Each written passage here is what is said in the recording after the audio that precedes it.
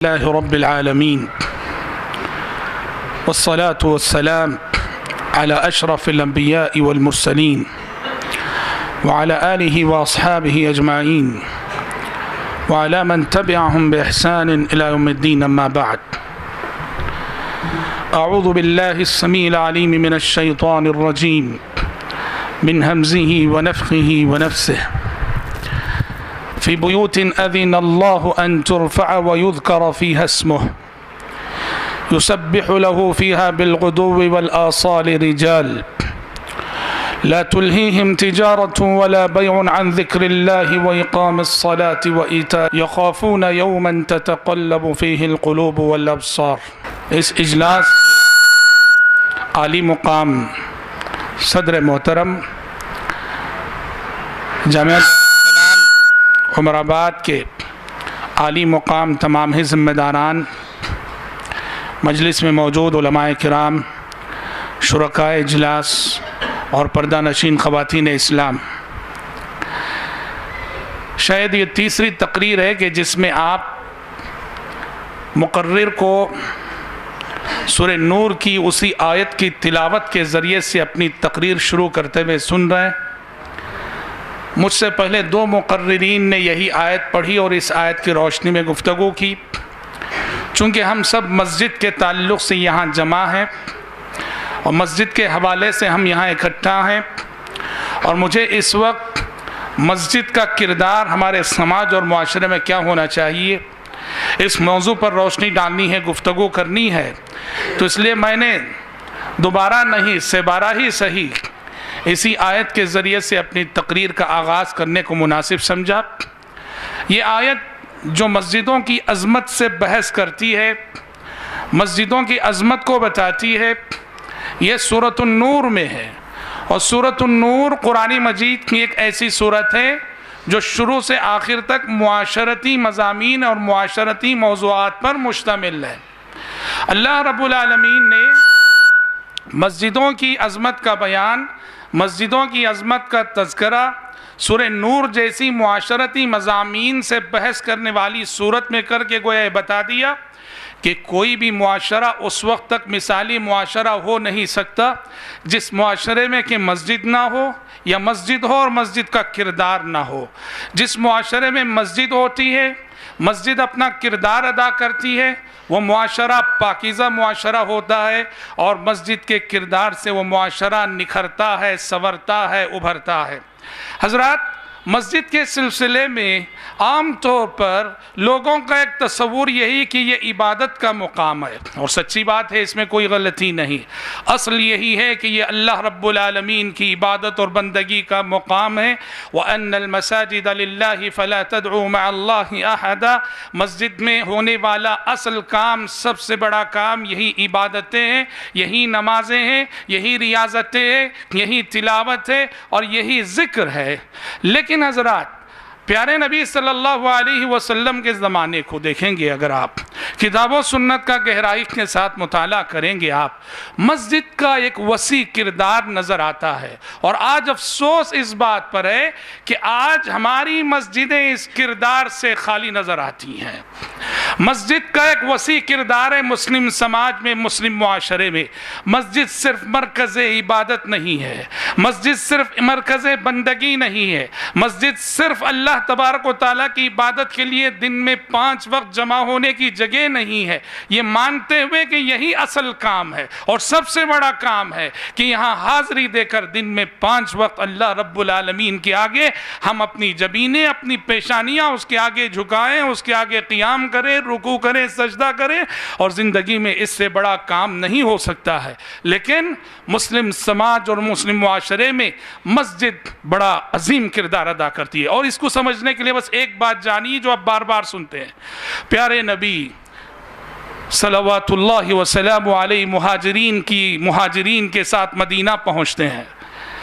اکیلے نہیں، مہاجرین سینکڑوں کی تعداد میں آپ کے ساتھ ہیں، بے سر و سامانی کے عالم میں مدینہ پہنچے ہوئے ہیں، مہاجرین بھی لٹے پٹے پہنچے ہیں، ایک ایک مہاجر کے ساتھ دسیوں مسائل ہیں، اور اگر آپ دیکھا جائے ایک نئے علاقے میں پہنچے ہیں، نئے شہر میں پہنچے ہیں، مہاجرین خالی ہاتھ ہیں، ان کے پاس نہ تجارت ہے، نہ کاروبار ہے، نہ رشتہ دار ہیں، نہ گھر بار ہیں، نہ کوئی ٹھکانہ ہے، نہ شناسائی ہے، نہ کوئی معرفت ہے، نہ کوئی بزنس ہے، بیش مسائل کا انبار پیارے نبی کے سامنے ہے، اور ایسے موقع پہ پیارے نبی پہلا کام کرتے ہیں کہ آپ مسجد بناتے ہیں۔ جب آپ کے سامنے مسائل کا انبار ہے، کاروبار نہیں ہے، تجارت نہیں ہے، لوگ بھوکے ہیں، لوگ پیاسے ہیں، لوگوں کے پاس ٹھکانہ نہیں ہے، اور سارے مسائل کو حل کرنے کے بجائے پہلے مسئلے کے طور پر پیارے نبی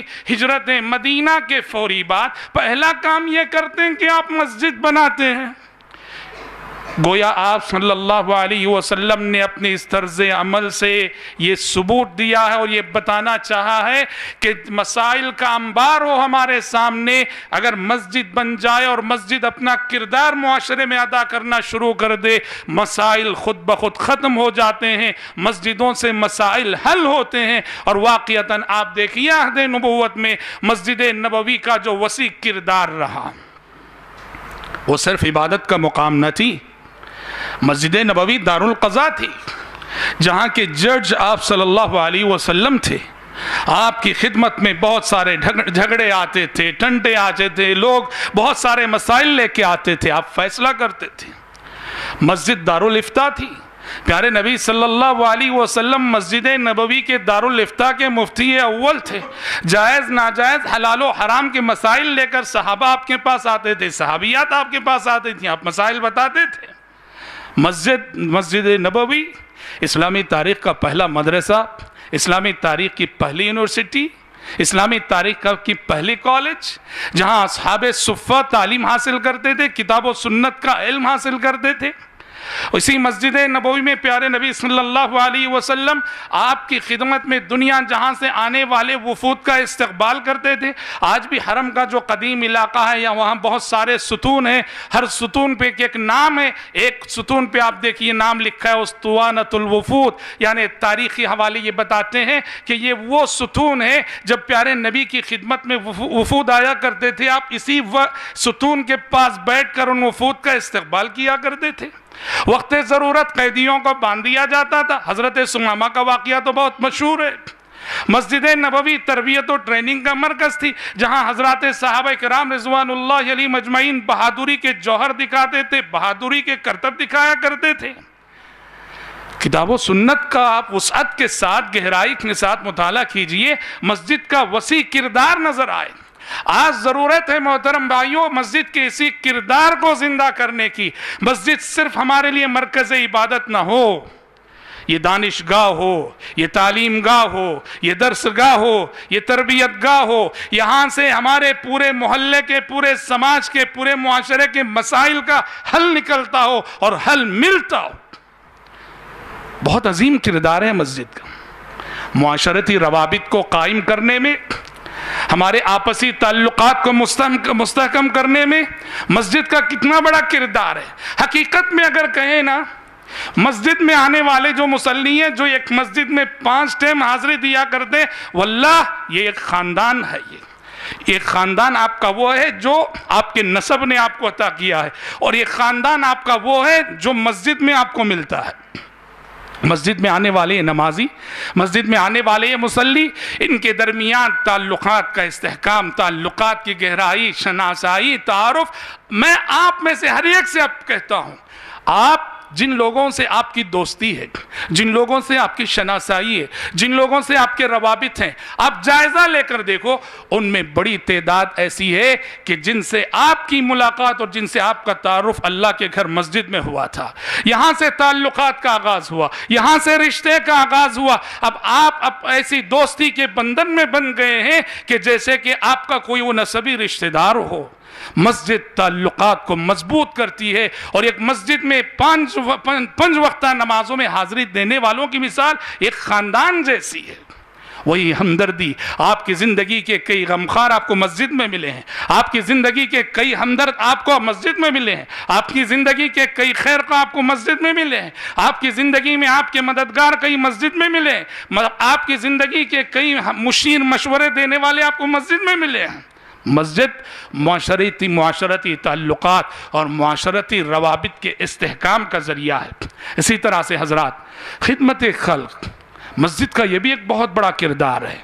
یہاں سے خدمت خلق کے کام ہونے ہیں، اور عہد نبوت میں اس کا مظہر یہ تھا کہ صفہ پہ مسجد نبوی سے جڑا ہوا چبوترا تھا جسے صفہ کہا جاتا تھا، جہاں غریب صحابہ ہوتے تھے، نادار صحابہ ہوتے تھے، بھوکے صحابہ ہوتے تھے، پیاسے صحابہ ہوتے تھے۔ حضرت ابو ہریرہ ان کے لیڈر تھے، جن کی تعداد تقریباً 70 کے قریب ہوا کرتی تھی، اور یہ لوگ حضرات صحابہ کرام رضوان اللہ علیہم اجمعین اور مدنی معاشرہ انہیں جب کھلانا چاہتا، انہیں جب پلانا چاہتا، مسجد نبوی ہی میں ان کے لیے سب انتظام کرتے تھے۔ اور سیرت کی کتابوں میں، حدیث کی کتابوں میں یہ باتیں بھی آتی ہیں کہ صحابہ کرام اپنے کھجور کے باغیچوں سے کھجور کے خوشے توڑ لاتے تھے اور مسجد نبوی کے ستونوں کے درمیان لٹکا دیا کرتے تھے۔ مسجد نبوی کے ستونوں کے درمیان کھجور کے خوشے لٹکے رہتے تھے۔ یہ بھوکے صحابہ، نادار صحابہ، غریب صحابہ جب بھی بھوک لگتی جاتے ان خوشوں سے توڑ توڑ کے کھایا کرتے، اپنی بھوک مٹاتے۔ ہماری مسجدیں میں بھوک مٹائیں، کھلانے کا کام ہوتا ہے مساجد سے، لیکن یہ صرف عام طور پہ رمضان تک محدود ہے۔ یہ صرف رمضان تک نہیں ہونا چاہیے، یہ پورے سال بھر کے لیے ہونا چاہیے۔ ہم یہاں سے، ہماری مسجدوں سے بیواؤں کے لیے جو ہے ماہانہ ان کے لیے جو ہے کچھ انتظام ہونا چاہیے، یتیموں کے لیے ہماری مسجدوں سے انتظام ہونا چاہیے۔ یہ خدمت خلق کے مراکز ہیں۔ اسی طرح سے حضرات، مسجد یہ تعلیم کا مرکز ہے۔ یہاں سے علم ملے، یہاں سے علم کی روشنی پھیلے، یہاں سے تعلیم کا نور پھیلے۔ جیسے ہم نے دیکھا کہ صفہ کی درسگاہ اسلامی تاریخ کی اولین درسگاہ ہے، اسلامی تاریخ کا اولین مدرسہ ہے، اسلامی تاریخ کی اولین یونیورسٹی ہے، اسلامی تاریخ کی اولین کالج ہے۔ مسجد میں مکتب چلنا چاہیے، مسجد میں اگر اللہ نے توفیق دی باقاعدہ مدرسہ ہونا چاہیے۔ اور میں یہ نہیں کہتا کہ صرف دینی علوم کے لیے، جن علوم کو ہم عصری علوم کہتے ہیں، مساجد میں عصری علوم کے لیے بھی ٹیوشن کا انتظام ہونا چاہیے۔ اور یاد رکھیے، جس مسجد میں تعلیم کا نظم نہیں ہے وہ مسجد اپنے مشن میں ادھوری ہے، وہ مسجد اس مسجد کا مشن ادھورا ہے۔ آپ عالیشان مسجدیں نہ بنو، کوئی بات نہیں، مسجدوں میں قالین نہ بچھاؤ، کوئی بات نہیں، آپ مسجدوں میں اے سی نہ رکھو، کوئی بات نہیں، آپ مسجدوں میں مائک اچھا نہ رکھو، کوئی بات نہیں، مسجد جھونپڑی کی ہو، کوئی بات نہیں، مگر محلے کے بچوں کے لیے مکتب کا انتظام پہلے کرو۔ جو مسجد قالینوں سے بچھا دی گئی اور قالینوں سے سوار دی گئی، اے سی لگا دی گئی، لیکن اگر محلے کے بچوں کے لیے وہ اس مسجد میں تعلیم کا نظم نہیں ہے، اس مسجد کا کردار یقین کیجیے ادھورا ہے۔ جھونپڑی کی مسجد ہو مگر محلے کے بچوں کے لیے تعلیم کا نظم کیجیے۔ حضرات، ہم ایک غیر مسلم ملک میں رہتے ہیں، یا یوں کہیے کہ غیر مسلم میجورٹی رکھنے والے ملک میں رہتے ہیں، ایک مائنورٹی کی حیثیت سے ہم مسلمان اس ملک میں جیتے ہیں، تو مسجدیں دعوت کا بھی مرکز ہیں، مسجدیں دعوت کا بھی مرکز ہے۔ یہاں سے دعوت اللہ کا پیغام عام ہونا چاہیے، یہاں سے دعوت و تبلیغ کی بیداری پیدا ہونی چاہیے، یہاں سے غیر مسلمین میں دعوت و تبلیغ کی جو ایکٹیویٹیز ہیں، نشاطات ہیں، یہاں سے ہونے چاہیے۔ ایک چیز جو ذرا سا اگر ہمارا دعوتی مزاج بن جائے، مواقع خود بخود اللہ فراہم کر رہا ہے، ہمیں جانے کی ضرورت نہیں، وہ خود چل کے ہم تک آ رہے ہیں۔ ہماری مسجدوں کے سامنے آپ دیکھتے نہیں، نمازوں کے بعد اللہ اکبر، یہ غیر مسلم عورتیں اپنے معصوموں کو لے کر جو بیمار ہو چکے ہوتے ہیں، 5 وقتہ نمازوں میں آ کے مسجد کے گیٹ پہ کھڑی رہتی ہیں۔ ان کے مندر بھی تو ہیں، ان کے چرچ بھی تو ہیں، لیکن کون سی چیز ہے کہ وہ اپنے بیمار بچوں کو لے کے مندر نہیں جا رہی ہیں؟ کون سی بات انہیں اس بات پہ آمادہ کرتی ہے کہ وہ اپنے بیمار بچوں کو لے کر مسجدوں کا رخ کرتے ہیں؟ اللہ اکبر، یہ دعوت کا کتنا بڑا موقع ہے، بڑے عقیدت سے آتی ہیں اور وہ مانتے بھی ہیں کہ مسلمان جاتے ہوئے پھونک کے چلا جائے، ہمارے بچے شفایاب ہو جاتے ہیں۔ یہ دعوت کا کتنا بڑا موقع ہے۔ بعض ذمہ داران مساجد جن کے اندر دعوتی شعور اللہ نے دے رکھا ہے، وہ ایسے آپ نے دیکھا ہوگا کہ آدھا گھنٹہ بیچاری عورتیں کھڑی رہتی ہیں معصوم بچوں کو اٹھائے ہوئے، ہاں ہمارے یہاں عمرآباد میں سبحان اللہ یعنی سردی کے موسم میں بھی دیہاتوں سے نماز فجر کی اذان سے پہلے آ کے رہتی ہیں عورتیں بعض اپنے بچوں کو لے کر. بعض جگہ ایسا ہوا حصور وغیرہ میں کہ ان آنے والی عورتوں کے لیے باقاعدہ ان کے بیٹھنے کے لیے انتظام کر دیا گیا, ان کے لیے سائے کا انتظام کر دیا گیا. وہ کھڑے رہنے کے بجائے وہ آ کے اطمینان سے عزت سے بیٹھی رہتی ہیں, اور اس کے بعد جانے والے نمازی دم کر کے جاتے ہیں, اور وہیں سے امام مسجد کو کچھ نصیحت کرنے کا موقع بھی ملا, اور ہم نے سنا کہ اکا دکا لوگ اس میں مسلمان بھی ہوئے. ملک کی حالات کے تناظر میں ابھی یعنی ملک پچھلے 2-3 مہینوں سے جن نازک حالات سے گزر رہا ہے, اللہ نے کچھ ذمہ داران مساجد کو توفیق دی, ملک بھر میں یہ پروگرام ہوئے اور ہو رہے ہیں کہ محلے کے غیر مسلمین کو اپنے محلے کی مسجد بلائیں. بنگلور میں بھی ہوئے, تمل ناڈو میں بھی ہوئے, اور ہو رہے پروگرام. اور آپ نے اگر یہ پروگرام دیکھے ہو اور یہ تاثرات آپ نے سنے ہو غیر مسلمین کے مسجد میں آنے کے بعد, انہوں نے جن تاثرات کا اظہار کیا ہے, دل باغ باغ ہو جائے گا. ضرورت ہے کہ مسجد کے دعوتی کردار کو زندہ کیا جائے اور مسجد کو دعوت اللہ کا مرکز بنایا جائے. اسی طرح سے حضرات حالات کے تناظر میں ایک بات یہ بھی کہ یہ کام ہمارے کرنے کا یہ بھی ہونا چاہیے, اور یہ ہونا چاہیے مسجدوں سے, کہ پوری مسلم آبادی کو مسجدوں سے جوڑا جائے.